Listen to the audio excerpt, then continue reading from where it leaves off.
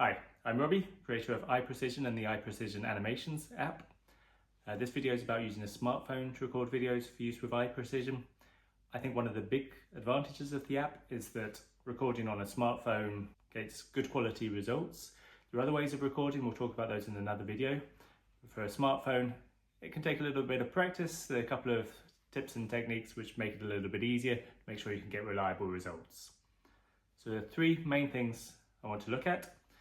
Recording distance, the distance of the camera from the eye that you're recording, the angle of the camera, and the lighting. So let's start with the easy one of the three. This took a lot of playing around with to start with, but lighting turns out to be pretty easy. The light on your smartphone almost always do the job. So when you're recording a video, at least on an iPhone, it's this button up here. Hold it for a moment, choose on, and it should just work.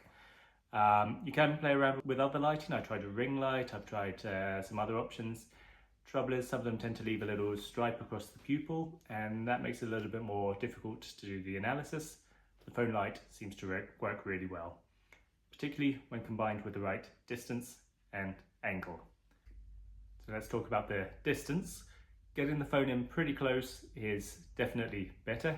The clearer the pupil and the eye are, the better the software works. A few centimeters, it seems pretty close, but once you get the phone in really close, then you get a really sharp view. Obviously, if you're trying to record both eyes, the phone needs to be slightly further away than if it's just one eye. Here are a few photos to show you the kind of distances I use to get the best results.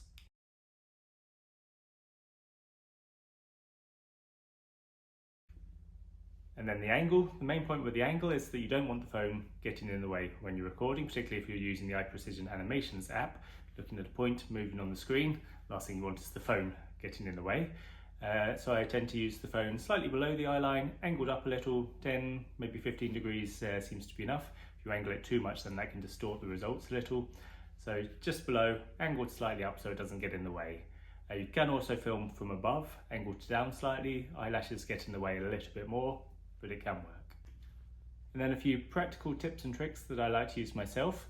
A tripod can be very useful. I've done this just with the phone propped up against a pile of books and it works fine as possible. But the tripod's obviously a little easier. Having a clamp on the phone, which is as small as possible so it gets in the way as little as possible, is definitely useful. I also use a Bluetooth shutter button. This cost a couple of euros. I think I got another one free with a tripod that I was trying out. Just means I don't have to go pushing buttons on the phone, then you just click and the video starts and stops recording whenever you're ready. And I also use screen mirroring when I can. So at least on an iPhone, I'm not sure if it's an option on an Android, then I can get the video which has been recorded shown on a screen next to me at the same time. And then I can see what's going on. I can see the eye. I can make sure that everything's actually visible as it should be. You can also choose to edit the videos. It's not strictly necessary. With the iPrecision software, you can trim off the start and the end of the video. You don't really need to zoom in on the video if it's recorded well.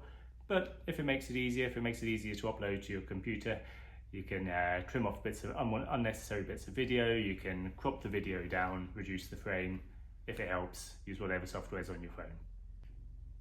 There'll be some videos and some photos on iPrecision.com, which will help explain some of this if you're having any trouble. Otherwise, let me know, send me an email, and I can try and help you out if you're not getting the recordings you're hoping. There'll be more videos coming along soon talking about head movement correction in iPrecision, using different types of goggles and different tips and tricks.